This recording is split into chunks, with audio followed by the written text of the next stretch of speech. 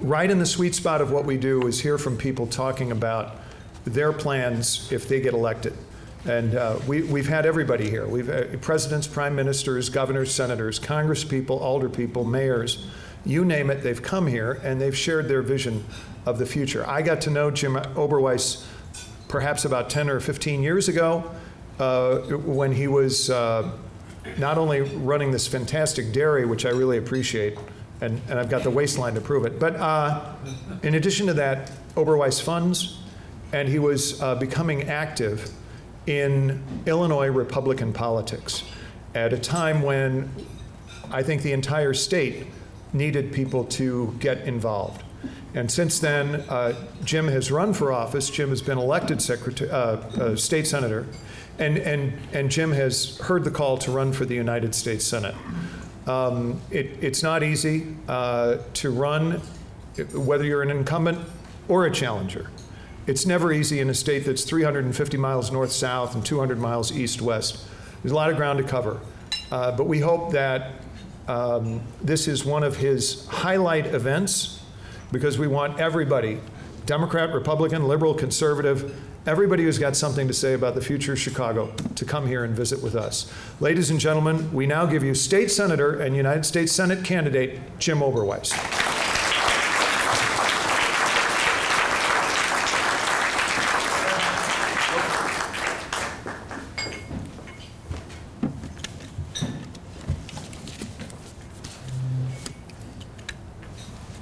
Well, it's a great honor and a privilege to be here to join you today. Thank you all for coming out. Thanks for caring about the future of our state and our country.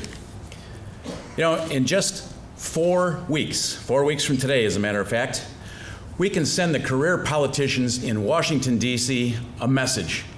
Not a little message, a very loud, emphatic, we've had enough message.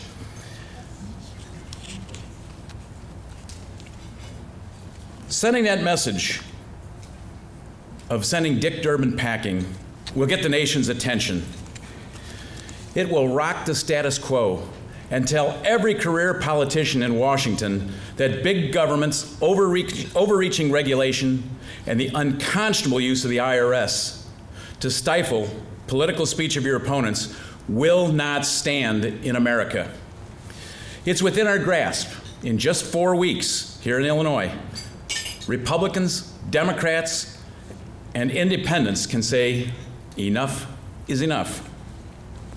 Enough of borrowing money from China to pay for programs that we don't need. Enough of politicians telling us which doctor we can see, which health care plan we can buy, and which new tax we're going to have to pay.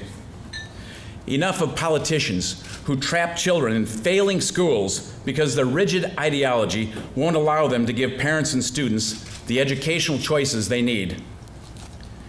Enough of politicians who lie about everything, from Obamacare to Benghazi.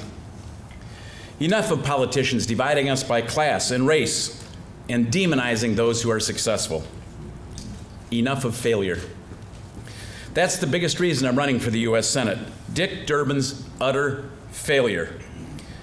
Just since the last time he ran for the U.S. Senate 6 years ago, the average income of an Illinois family has declined by $5,053. We need to change the direction of our country. Millionaire career politician Dick Durbin has presided over one of the worst periods of economic stagnation and decline in Illinois history. No matter what political sleight of hand he uses in this race to divert attention from his sorry record, it's still a sorry record, and I plan to hold him accountable for it. Dick Durbin has also horribly failed the poor and middle class in Illinois. Like lots of ultra-liberals, Durbin professes to care about the middle class, but the results of his policies say the opposite. Since he last ran for election, 320,000 fewer Illinoisans are employed, 300,000 more citizens are in poverty, and incomes have flatlined. If a manager of one of my ice cream stores or one of my mutual funds had that kind of a sorry record, we would have fired him or her a long time ago. And you have an opportunity to fire Dick Durbin in 4 weeks. Dick Durbin will never change. He spent 32 years in Washington voting for virtually every tax and regulation known to mankind. Our federal budget is bleeding with deficit and debt that's being immorally piled on our children and grandchildren. And Dick Durbin's solution? Bring back earmarks. Dick Durbin never learns from failure. He doubles down on it. The only way for us to change results is to change senators. The good news is that while we may be battered and bruised in Illinois, we know the truth. We know we can do better. Unlike my opponent, who spent his career in government, I've spent my career creating jobs in the real world. With the help of a lot of men and women of all backgrounds and origins, we've taken Oberweis Dairy from one ice cream store and 50 employees to 43 ice cream stores and 1,200 employees. The family-owned investment business that I started has also grown and prospered, bringing high-paying jobs to the men and women who work for us and solid long-term investment returns for the families who invested with us. At the same time our businesses were creating jobs and prosperity for Illinois families, Dick Durbin was killing jobs and prosperity in Illinois. He's become a walking job killer. That's the choice in a nutshell in this election. Do you want a career politician who made a career of taking money out of your pocket and restricting your freedoms? Or will you go with someone who understands how to make the economy work for everyone? When you elect me in November, I'll get to work on 4 agenda items. First, I will repeal and replace Obamacare with a more sensible, market-driven health care reform that will restore the confidence and faith of the American people. There were some good things. We'd like to keep the pre-existing condition exclusion, insurance for young adults under 26, and competition across state lines to keep costs down and get rid of about 20,000 pages of gibberish regulations. And we'll do it with bipartisan political support, unlike the partisan disaster that we have now. Second, I'll work to dramatically simplify our tax code and lower corporate and individual rates for nearly all Americans. A broader, flatter tax code will unleash tremendous economic growth and simultaneously allow us to dramatically scale back the IRS, which has been used by Dick Durbin and his allies to silence the political speech of millions of Americans. Speaking of the IRS, I'll work tirelessly to make sure we get the answers we deserve from the IRS scandal. I recently called for the appointment of a special prosecutor to look into the Durbin attempt to use the IRS against conservative groups. It was wrong when Richard Nixon attempted to use the IRS, and it's equally wrong when Dick Durbin does it. Third, I'll work tirelessly to balance our budget and to make the federal government smaller, smarter, and more geared towards growth and opportunity. We have too many duplicative programs, too many regulations, too many subsidies, too much crony capitalism, and pay-to-play politics. Instead, we ought to be expanding growth and opportunity for Americans by encouraging school choice in impoverished areas and by encouraging the U.S. energy revolution that's within our grasp. The American people want smaller, smarter, more productive government, and we're going to give it to them. Fourth, I'll work hard to build support for federal term limits. We've seen the damage that career politicians like Dick Durbin have done to our country.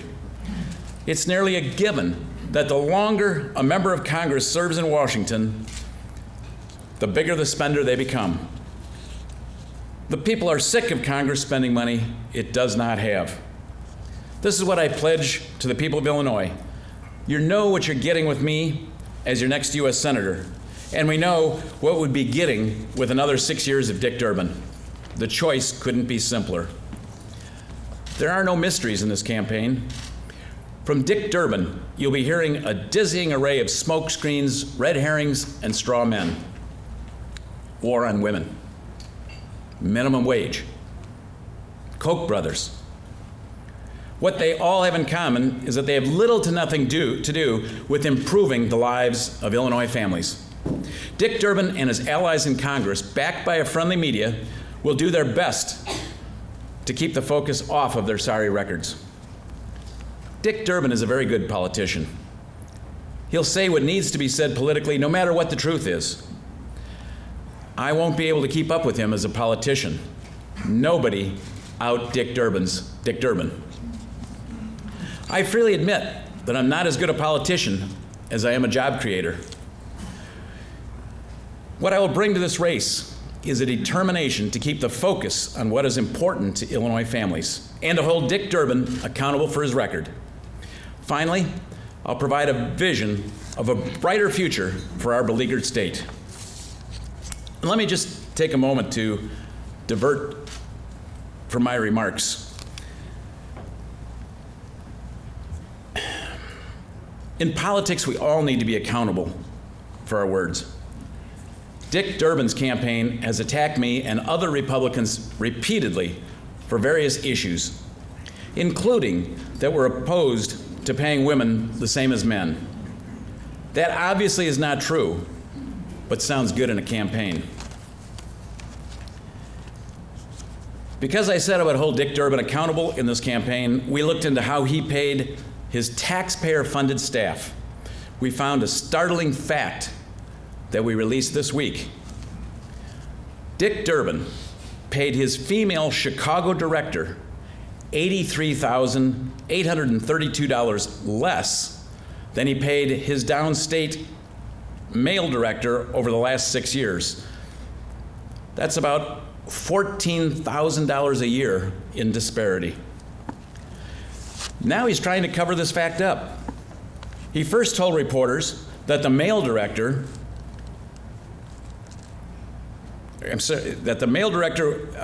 was the female director's boss.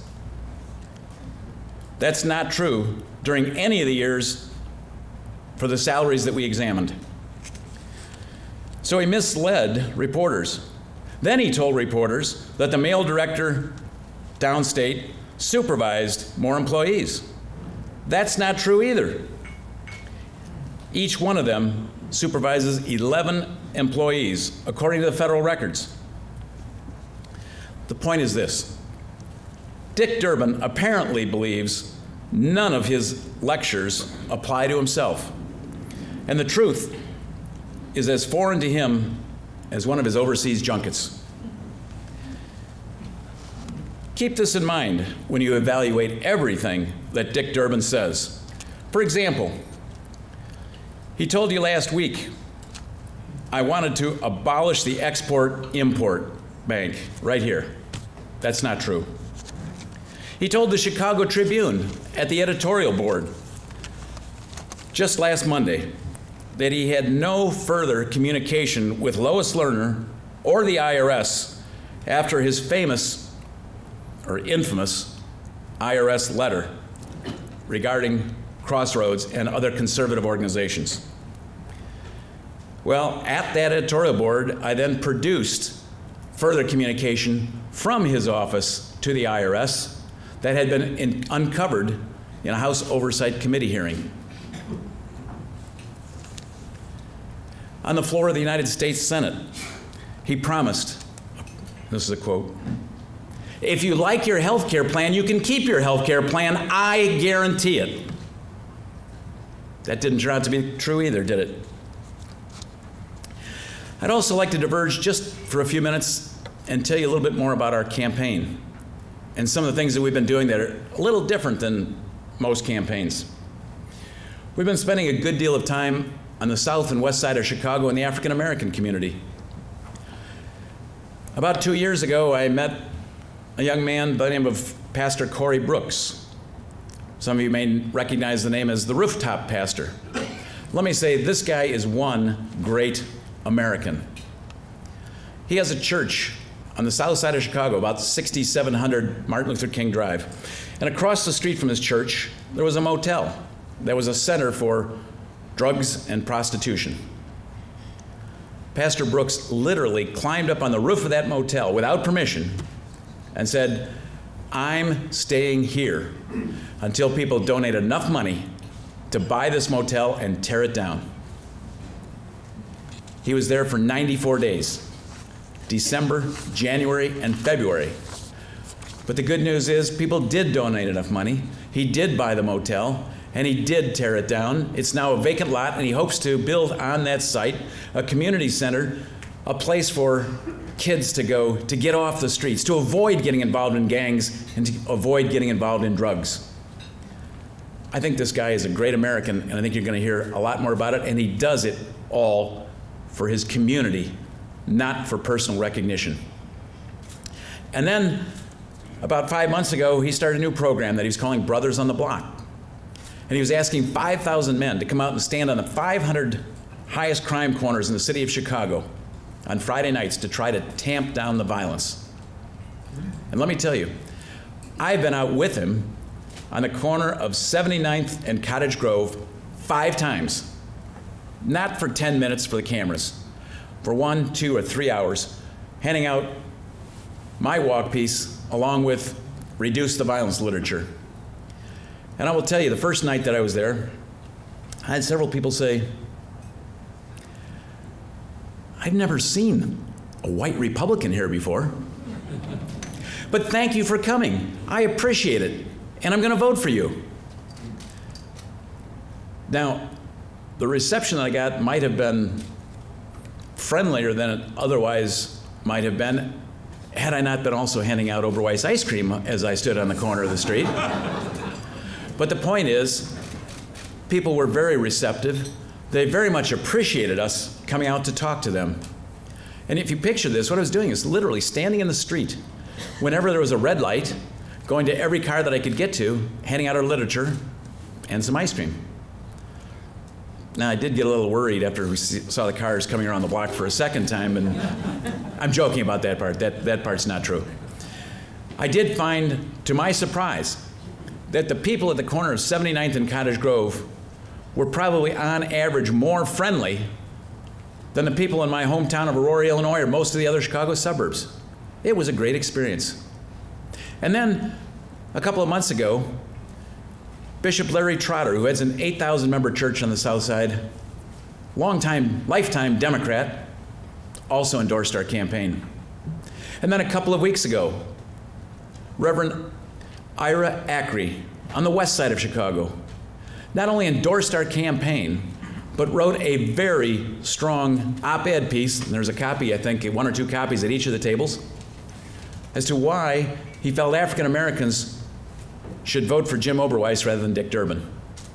Now, Dick Durbin has called this a novelty. What an insult. The implication was that no African American has the right to think or the right to vote for somebody else. Those are Democrat votes. Well, let me tell you, the 3 issues of greatest concern on the South Side of Chicago are: number 1, jobs, and that's pretty true across the state; number 2, education for the kids so that they can get better jobs; and number 3, reducing the violence. When it comes to jobs, who has more experience and understanding of that, Dick Durbin or Jim Oberweis? Easy battle. Dick Durbin has never created a private sector job in his entire life. When it comes to education, I have been a long-time proponent of school choice. Why? Because competition makes them better. Let me tell you, if I could tomorrow have a monopoly on the sales of ice cream in Illinois, we'd do very well. But over a period of time, the quality of our product would probably decline a little bit, our service would probably not be as good, and our price would probably go higher, and I'd make more money. But consumers would not be well served. It's competition that forces us to make the very best product that we can, to provide the best customer service that we possibly can, and to keep our prices competitive. Guess what? The same exact thing is true in education. When you have competition, schools competing with each other, they work to all get better to provide the best education they can to the kids. And in Washington, D.C., there was a wonderful program, a pilot program, where the money followed the student. If the student went to school A, the money went to school A. If the student went to school B, the money went to school B. And if the student went to school C, the money went to school C. And guess what? The schools all wanted the money. So they did the very best they could to get those students. And they did that by providing the best education they could. And if they didn't do well, Market forces would eventually drive them out of business and they'd be replaced by a new school. That's what competition is all about. That's what it does. But Dick Durbin didn't support that. In fact, he was the leading opponent of it and helped kill that pilot program in Washington, D.C. that was really benefiting minority kids in the city. Why would he do that? Because he is controlled by those special interests that donate lots of money to him. For instance, the union bosses at the NEA. So he killed the program. Perfect example of how a career politician does what he thinks will be best for his reelection, instead of what citizen legislators do, which is to vote for things that they believe are in the best interest of our country and in the best interest of our state. That's why we need more citizen legislators and fewer career politicians. Now, about 3 months ago, I read a story in Time magazine. It was about a school on the south side at approximately 76th and Kedzie called Sarah E. Good. And I went to visit the school. They're in their 3rd year. Some of the funding is additional. It's a CPS school, Chicago Public School, but there's some additional funding provided by IBM, and IBM has some input into their coursework. And here's the promise.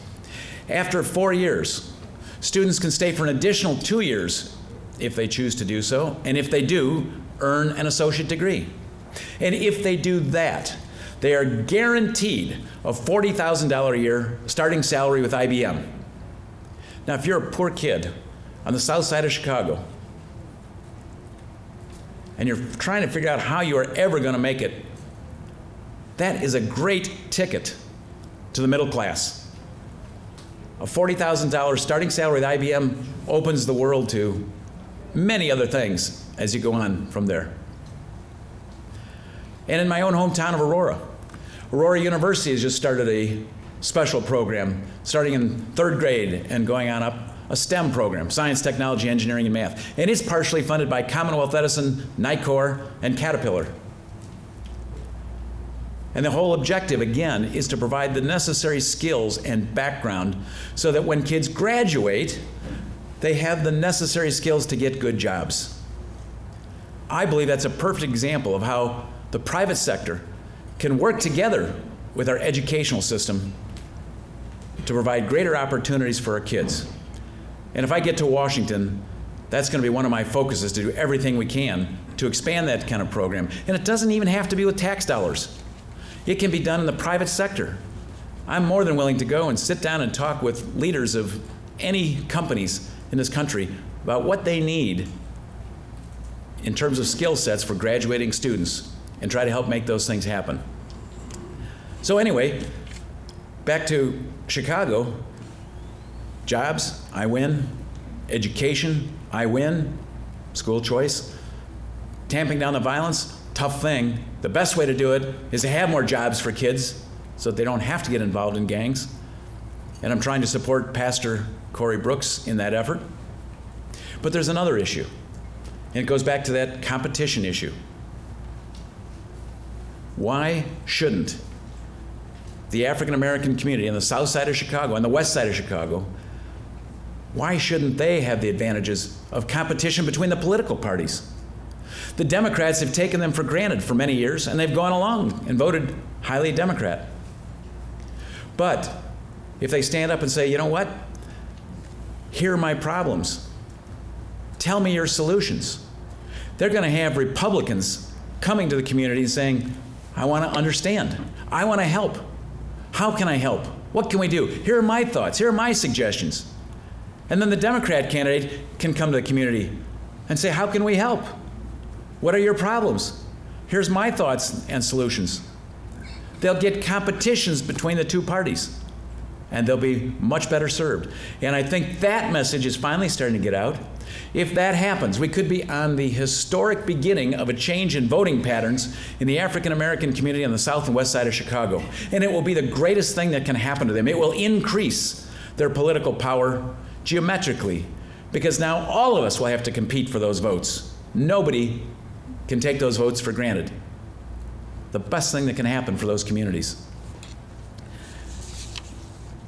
And I think that's the direction we're going.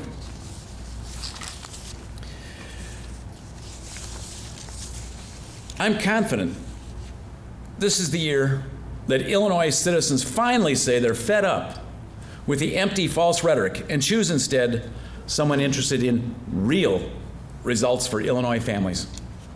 We live in a state that could be the best in the nation with just one efficient prairie fire. Our Midwest heritage tells us the prairie fire clears plant life that is impeding the prairie from thriving. Once the fire takes out the impediments to growth, growth returns. With your help, there will be a prairie fire in Illinois in just 4 weeks. A prairie fire of reform and rejuvenation and a return to the liberty and prosperity for all Illinois families. Once again, let me say thank you to all of you for coming today. Thanks for listening. Thanks for being involved. And I assume we have some time for some questions.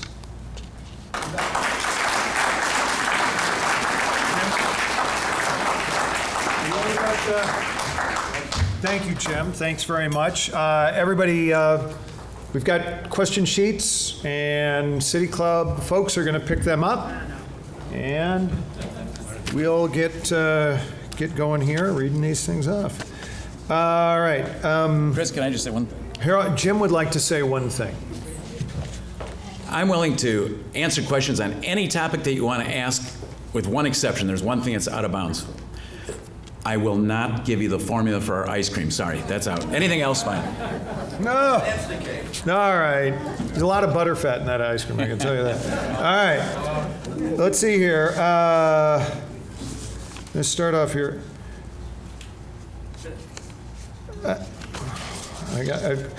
Penmanship really comes in handy at moments like this. Here we go. Chad Kreindler.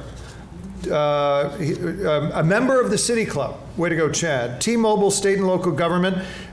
In regards to K-12 education, what is your position on providing subsidies for educational technology, such as internet access on mobile devices for laptops and tablets? Please explain. If not, if you do not have a, what is an alternative for equality of access? Well, thank you, Chad. I certainly support that. I think that's really what I was just talking about, is the need to make sure that our kids graduate with the skills to immediately have access to good jobs. So that's certainly important. Now, if the question, and I'll look at it a little bit differently, if you're saying, should taxpayers provide that for all schools? You know, I'm not quite as sure about that. I believe that schools should have the freedom to spend the dollars in the way that they believe are most efficient.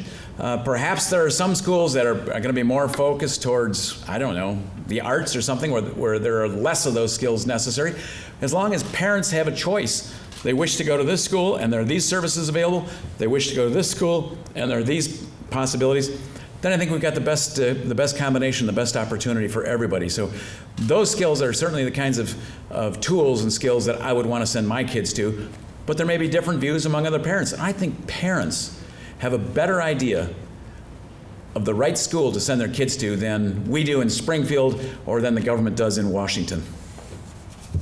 Okay, here is another very neatly written from Dr. Aaron Hill of Moms Demand Action, not a member of the City Club, but our fingers are crossed.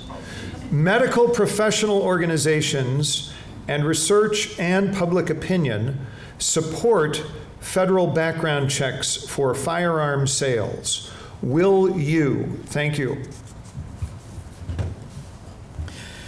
Look, the problem is those proposed background checks, from what I've seen, don't solve our problems. Our biggest problem is straw men who are buying in the name of somebody else and then illegally reselling those arms. I believe that we probably need stiffer penalties for straw man transactions. And if you look at, Illinois probably has the most restrictive gun laws of any state in the nation, and yet one of the highest crime rates in the city of Chicago. The direct answer to the question is I'm for anything that will help reduce crime, but I'm not sure that's the answer. Sharon Alter, City Club member, asks, Senator Oberweis, if you do not win the U.S. Senate seat in 2014, do you plan to challenge Mark Kirk for the Republican U.S. Senate nomination in 2016?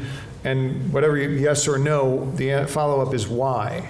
Well, that's a simple, easy question, a toss-up ball.